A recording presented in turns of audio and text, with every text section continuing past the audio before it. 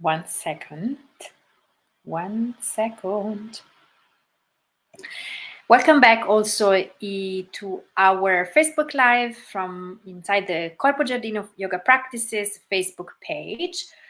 I'm very glad to be here, and I'm very glad to share more of my personal story around the conversation of what we practice nowadays. The 80% of what we practice nowadays is and was created by men and for men, and how we can slowly refine balance as women and also as a yoga environment and as a yoga circles between a more balanced practices between the feminine and the masculine type of energy.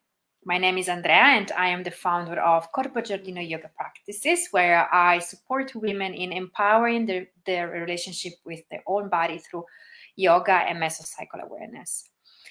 And today, I choose a very provocative title for this Facebook Live, which is 80% of what you practice was created by men for men. And we're going to explore why. And we're also going to dive deep in what we can do in order to shift that, in order to bring more awareness in our yoga studios, in our yoga practices, in our yogic life, and how we can really reclaim a bit more balance in the yoga environment. So I begin with this Facebook Live with my personal story. This is very connected to my personal story, and this is also connected to what I do today inside Corpo Giardino Yoga Practices as a form of women empowerment. When I arrived in Switzerland 4 years ago, almost 4 years ago, I'm an Italian expat who lives in Switzerland, very close to the mountains. 4 years ago, I arrived here, and I arrived having a huge crisis towards the yoga industry in general and the yoga environment. Therefore, also with my yoga practices. I began my yoga journey at 23 years old, was very young, and I started my yoga journey with progressive Ashtanga Vinyasa yoga, specifically the sequence of the rocket, which is a very intense and dynamic practices where we sequence positions linked by the breath. And it was perfect for me in those time at 23 to channel the incredible amount of energy I had in my 20 years old. It was perfect. It reconnected me to my power, to feel sure about myself, especially because I was coming up from a burnout in a corporate company in Florence. So in that moment of my life, this is exactly what I needed. However, after 7 years of practicing and teaching something so dynamic and intense also for my body, I had a huge crisis, and I arrived in Switzerland basically with a lot of micro injuries from repetitive movements. I was kind of sick of practicing the same sequences over and over again.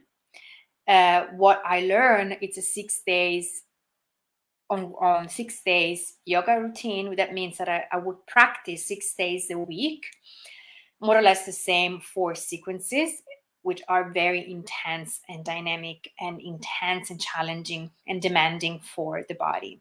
And I was just sick of it because it was just repeating over and over again the same sequence. And even if we offered modifications, even if we offered variations of positions, transitions, different expression of one position, still was quite demanding for my body. And so I arrived in Switzerland, and as I said, I had my micro injuries from repetitive movements. I couldn't stand the lack of creativity, and I couldn't stand anymore to practice over and over the same sequence and positions. And I couldn't stand anymore what I could experience a lot of times inside yoga environment, which was a bit of spiritual bypass, it's called, when we try to bypass our feelings, our emotions, our body through our yoga practices. And what happens when we spiritual bypass? We want to disconnect the more as we can from our body, and we want to raise our energy up towards higher levels of consciousness, which is, there's nothing wrong with it. But if we skip the embodiment of the practice and we immediately want to raise our consciousness higher on a higher level, then we walk around in our day-to-day life completely numb and disconnected from the body. Another symptom of spiritual bypass that I experienced during my yoga career was, for example, when I was pushing myself too much on the mat, even if when I was saying that I wasn't, when I was pushing myself on the mat, trying to reach a position or trying to master a position, I was bypassing the needs of my body of rest and acceptance. And more on a deeper level, I could feel that the clues, the verbal instructions, the verbal clues that I was also using and I was hearing around me, they were directed for a man's body, basically, mostly for a man's body. And now we're going to understand why in the next part of this live. Think about the linearity of the position. Think about the angle of the position. Think about of the excess and obsessive focus on strength, the excessive focus on performance in the yoga practice, in the yoga world, excessive focus on endurance, the excessive focus on muscularity in what we practice normally in our yoga studios. Think about for a minute how it feels in the body when you are in Uttita Trikonasana and triangle pose and you're completely engaging every single muscles of your body, or when you're in Warrior One and you're completely engaging every single muscles of your body. It feels powerful. It's the expression of power. It's the expression of strength, which is beautiful. Is it part of who we are as human beings? But the more I was practicing this, the more I was feeling that something else was missing, something more creative and round and soft, and still was completely missing in my personal practice and in the way I was also teaching. But let's circle back. Let's go back a bit and to understand why the 80% of what we practice today in our yoga studio was created by men and for men. The father of the modern yoga, is also known as like this, Krishnamacharya, was the first man who 100 years ago started to teach yoga also to women. So Krishnamacharya really opened up the doors for yoga, for the study of yoga, not only for men and specific type of men, but also for common people and for women. And that was completely revolutionary for that sense and that specific tradition. So women actually were not allowed to practice until the early 1920s. They were not allowed to practice. Absolutely. Krishnamacharya was the first one to open up the doors. Two of his students, they were Pattabhi Jois and Iyengar. They began to study with him very young. They were teenagers. And they went there for two specific and different conditions and problems. Pattabhi Jois, because he was considered lazy and he had to find a way to raise up the energy and to channel that energy in a healthy way. And Iyengar arrived with a lot of healthy conditions. And Krishnamacharya was still, the teaching of Krishnamacharya, they were still based in the one-to-one aspect. That means that when you arrived and studied with him, he would study you, considering your conditions, where were your problems, and he would create a sequence tailor-made for you to solve your problem and to prevent actually to happening again in the future. And this is exactly what happened with Pattabhi Jois and Iyengar. They received a sequence from Krishnamacharya, and they started to share their own personal sequence with the world. And from these two small branches, two lineages of yoga began. The Ashtanga Vinyasa Yoga world with Pattabhi Jois and the Iyengar lineage.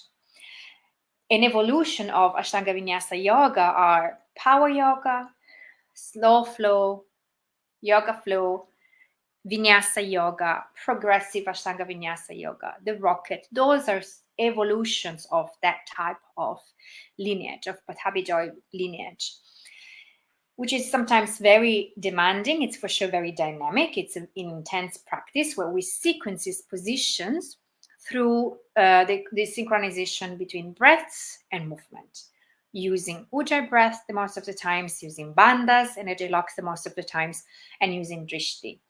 And the other lineage that began back then was the lineage of Iyengar Yoga, which is more focused on linearity, on precisions or specific angles of a position, and very, very in details and very, very precise.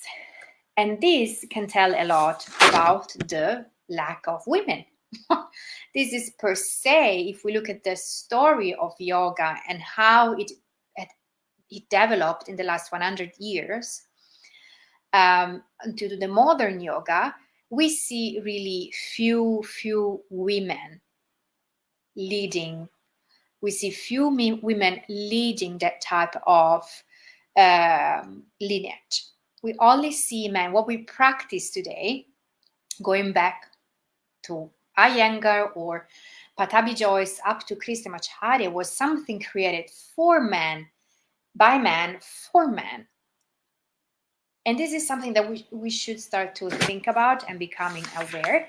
That's another example of being invisible in an environment, which is the yoga environment. So this is very connected, for example, to what you hear in a yoga class. The most of the time, the verbal instructions that you hear are based on a man's anatomy. A very easy example, two examples. First of all, think about the posture of Tadasana, mountain pose, or Samasthiti. How many times did you hear the verbal instruction, place your feet together in Samasthiti or in Tadasana?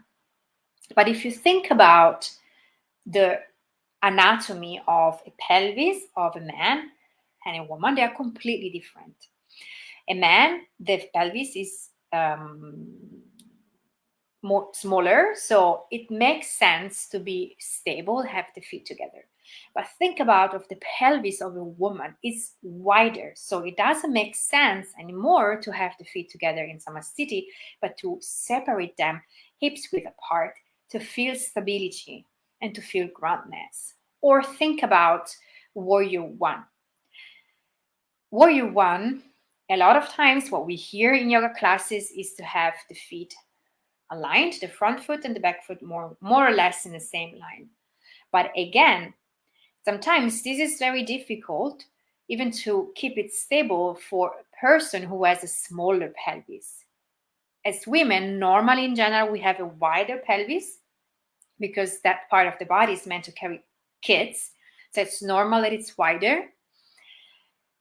A suggestion that I always give to my students is to move the front foot a bit on the side and the back foot again on the side. Imagine that there is a middle line, or we move the feet to the side so that our feet are hips width apart and we feel more stable and grounded in the practice. These are two of many examples that we can do and that we can hear, and slowly we can start to change, first of all, as yoga facilitator, in the way we script the class, in the way we guide the class, and from our personal practice. The cherry on top of my personal crisis with the yoga industry was reading the book of Matthew Reminsky. I hope I pronounce it correctly. Practice and All is Coming. If you are a yoga teacher, you heard this sentence over and over and over again. This is a sentence that Patabi Joyce used to say, practice and all is coming. And there was a reason why he decided to give this as a title of his book, Matthew Reminsky.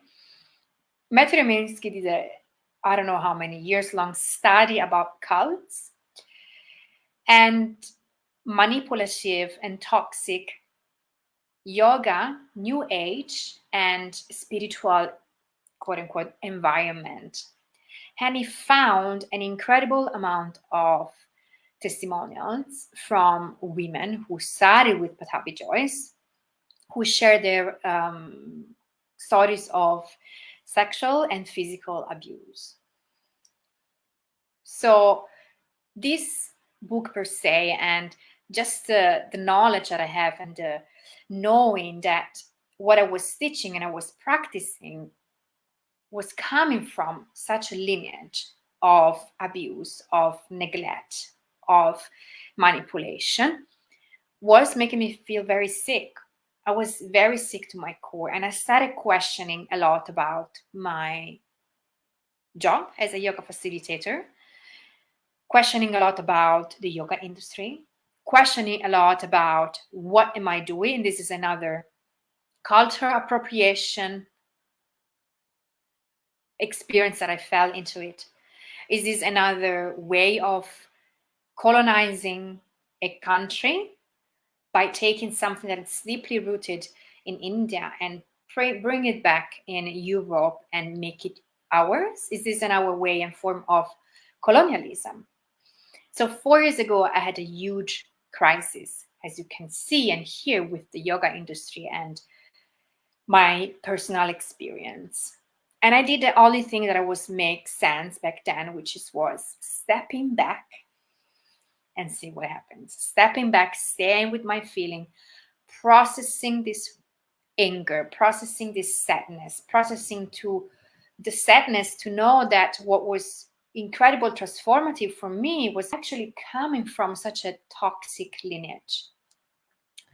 And then before the first lockdown we all experienced back in 2020, I stumbled on a book, which is Do Less by Kate Northrup, where she explains how she was tracking and how she was organizing her work around her menstrual cycles.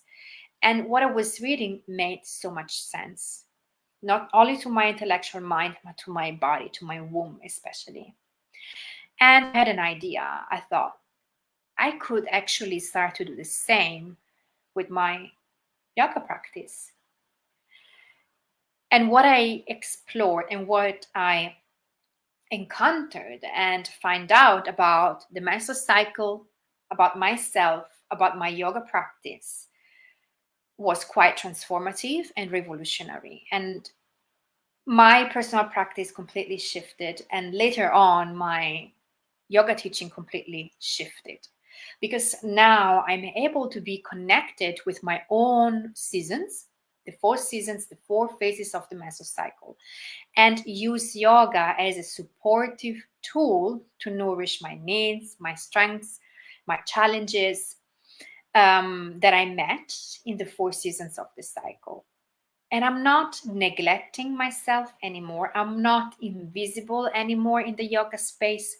I'm coming more and more visible. Think about, if we go back what I said before, I used to practice 6 days per week, a very intense and dynamic practice. 6 days per week doesn't match in any way with a cycle of a woman, especially when we practice something that is always very dynamic and on a young aspect, so very focused on strength and muscles and power. When we learn how to stay in contact with the 4 seasons of the cycle, we learn also how to nourish our yin-like energy, the energy that we find in the second half of the cycle, into the premenstrual phase, in our menstruation, which is something very raw, very fragile and vulnerable and dark and body-based. And when we do that, we create a balance. We can create a balance between a powerful and strong and celebrating and expressive yoga practice and something more smooth and round and soft and sensual as yin-like yoga practices, and to nourish the second half of the seasons. And another important part that taught me mesocycle awareness is the antidote for spiritual bypass or any form of bypassing the body, bypassing our feelings, bypassing our emotions. Because I used to practice as very an intense type of sequence, and I was focusing my energy in raising up my energy, raising up from the lowered energetic center to the higher energetic center. But this as sending energy is more a yang-like energy, is a more a type of energy that is driving us towards evolution, towards celebration of life, towards openness, towards connection. But we don't need to forget the body. We absolutely don't need to forget the body. And the feminine-like, the feminine power, the feminine-like energy descends. Because when you experience the premenstrual phase, for example, or the menstruation phase, that experience pulls you back in your body, and asks us to stay present with humbleness and with awareness to ourselves and facing the part of ourselves that we don't like, the part of ourselves that are more painful, the part of ourselves that are more not easy to digest and to accept. This is what it's called in the personal development work, the shadow work. So we are a balance between these two type of energies. And mesocycle awareness really taught me how to do it, and how not only to do it, to accept it, but to nourish it, to celebrate it, to support it between the combination from mesocycle awareness and yoga. So since I started to integrate and to synchronize my yoga practice with the 4 seasons of the cycle, I don't have more linearity, excess of linearity in the practice. That means that I don't practice the same sequence or the same style every day.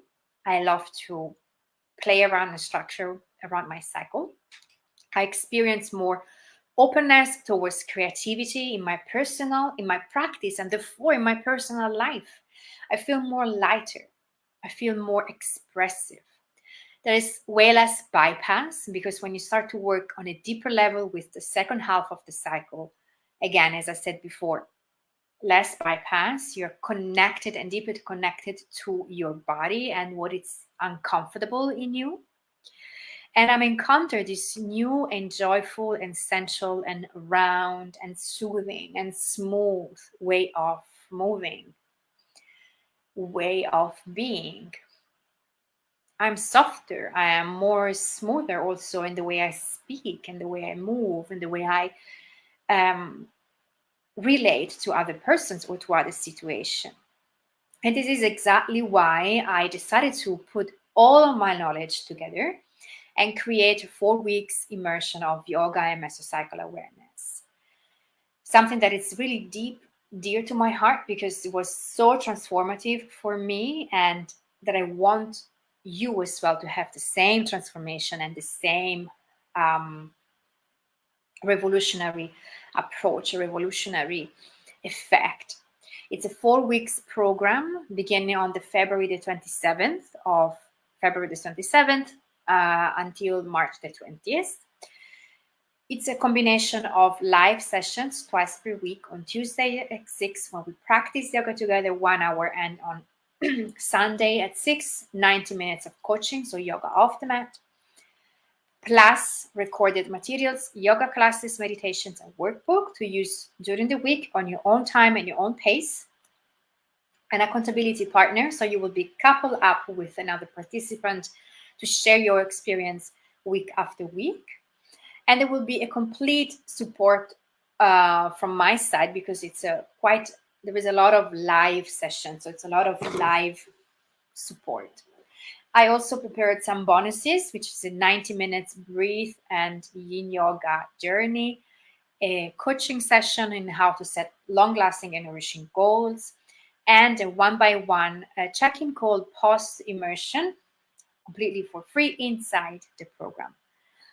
I really do believe that this is completely necessary and transformative, and I want you to feel in that way. And I want you to feel that you are seen as a woman in the yoga space. You are seen as a woman from the power that you carry within your own body, within your own womb. And for the students that are already in my community, I reserved a very special price of 180 Swiss francs, which is in euro. If connecting from the rest of Europe, 170 more or less euro. And this price is available only until Friday, the 18th. So in 4 days, you still have 4 days. To access this special discount price, you can click the link in bio in Instagram, or click the link that I'm leaving in the post and in the comments in Facebook. Access the page where you can find more information about what we're going to do in the next in the 4 weeks of the immersion, the bonuses, the program, some clarification if this immersion is really for you, maybe it's not for you, or maybe it's for you the next time. And in that specific page, you can also receive the special discount. If you have questions about it, I'm here for you. You can always reach out to me and send me a private message or an email. And I'm here if you have doubts.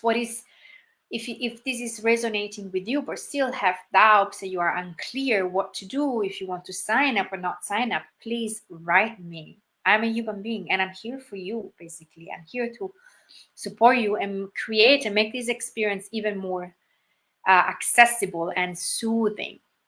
Okay? So this was my experience of what I saw and what I experienced in the yoga space, and why the 80% of what we practice in a yoga studio was created by men, for men, a bit of history of yoga in the last 100 years, and how we can slowly reshift and reclaim a bit more balance. I'm not saying that one approach is better than the other. Both are still needed, but still we can practice balance. We can reclaim that balance, and a way to do that, if you are a woman or if you are a person with a uterus and a womb, is through menstrual cycle awareness and yoga. So check what I am share with you today. Check the link in bio. Check the link that I'm leaving in this comment, and see you soon for another talk. Bye.